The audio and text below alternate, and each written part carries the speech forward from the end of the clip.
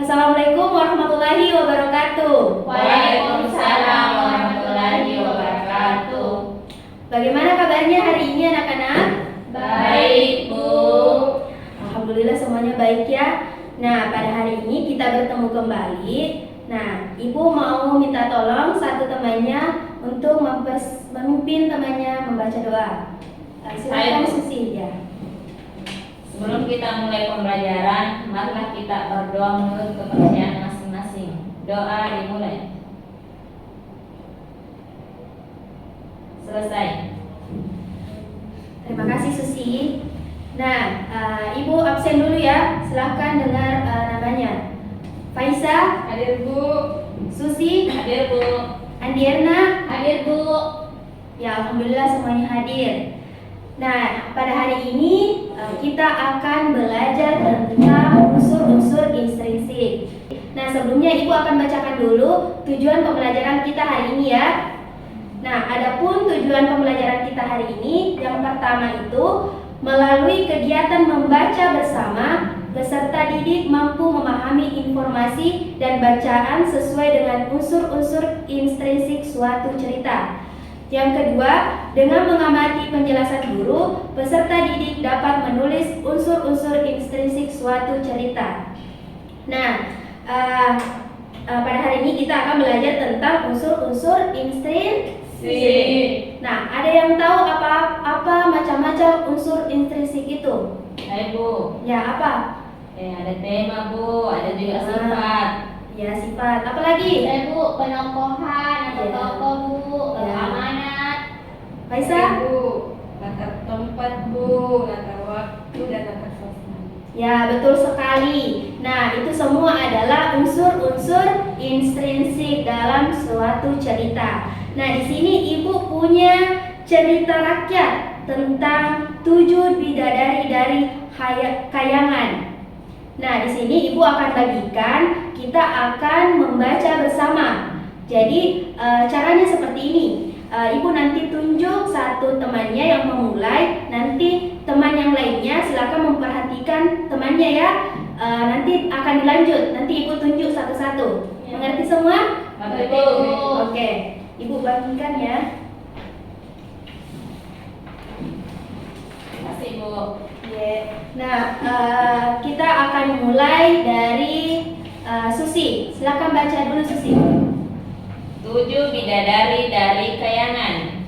Pada satu hari, Jakataru pergi menyumpit burung di bukit terlarang bernama Bukit Biru.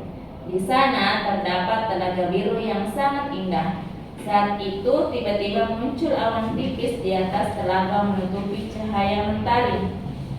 Hari berganti mendung. Tak lama kemudian turun hujan. Jakataru segera berteduh. Untung hujan hanya sebentar. Sesaat kemudian matahari kembali bersinar dan pelangi pun muncul. Lengkungannya seperti membentuk awan di atas telaga. Sudah Susi. Silakan Faisal melanjutkan bacaan dari temannya. Suatu pemandangan aneh tiba-tiba terjadi. Beberapa kilatan cahaya muncul dari belit awan, kemudian meluncur menuruni pelangi menuju telaga. Semakin mendekat, gumpalan cahaya itu baru mewujud menjadi 7 bidadari cantik berselendang. Mereka kemudian bersukaria mandi di telaga.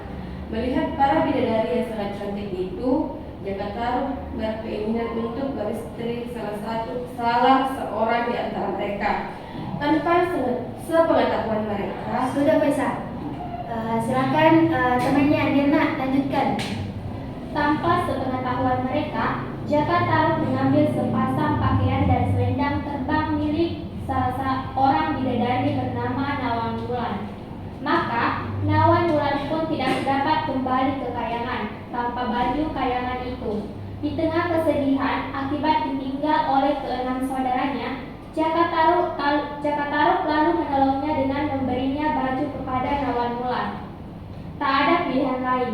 Nawan Wulan bersedia diajak ke desa dan menikah dengan Jakataru. Pernikahan tersebut sangat membahagiakan. Mereka dikaruniai seorang putri. Sampai suatu ketika Nawan Wulan menemukan pakaian dan selendangnya kembali. Betapa kesalnya Nawan Wulan pada Jaka Tarub yang tega membohonginya. Ia pun memutuskan untuk kembali ke kayangan. Dikenakannya pakaian terbangnya, perlahan-lahan Nawan Wulan terbang ke angkasa. Jaka Tarub pun hanya bisa menyesali akibat perbuatan buruknya itu. Sudah, Bu? Oke, sudah. Nah, tadi kita sudah membaca bersama bersama-sama. Nah, selanjutnya dari bacaan tersebut, Ibu minta anak-anak silahkan menulis apa saja unsur intrinsik dalam suatu cerita tersebut. Silakan semuanya menulis ya, apa itu tokohnya. Iya, Bu. Ibu kasih waktu 5 menit. Oke, Bu.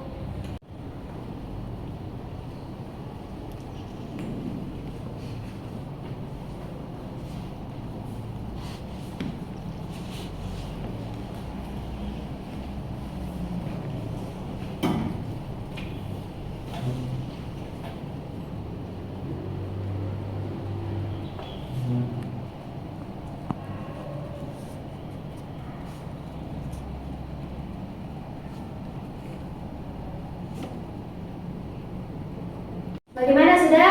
Sudah, Bu.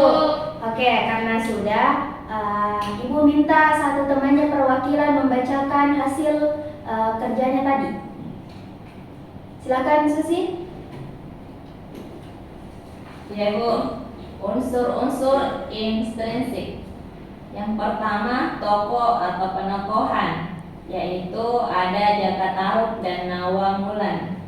Sifat Jaka Tarub pada cerita ini, meskipun dia sosok laki-laki yang perkasa, namun dia memiliki sifat yang suka berbohong kepada istrinya Nawan Wulan. Sedangkan Nawan Wulan yang baik hati.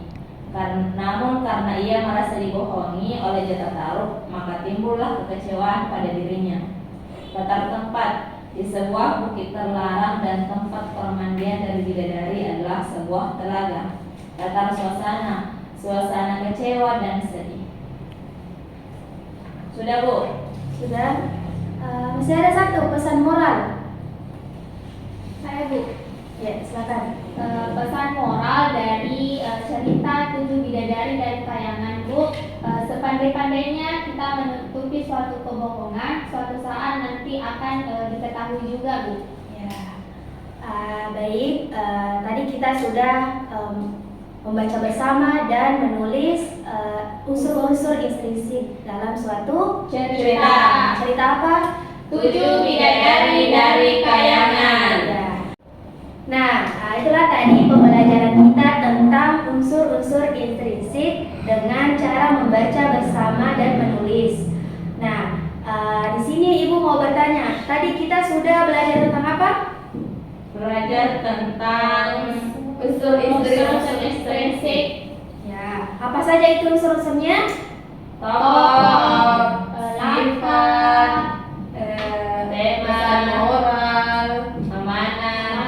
Ya, semuanya betul. Nah, hari ini kita telah belajar tentang unsur-unsur intrinsik suatu cerita tentang 7 bidadari dari kayangan. Yang dimana tadi kita sudah membaca bersama dan menulis. Nah, untuk hari ini cukup sekian. Wabillahi taufiq wal hidayah. Wassalamualaikum warahmatullahi wabarakatuh. Waalaikumsalam warahmatullahi wabarakatuh.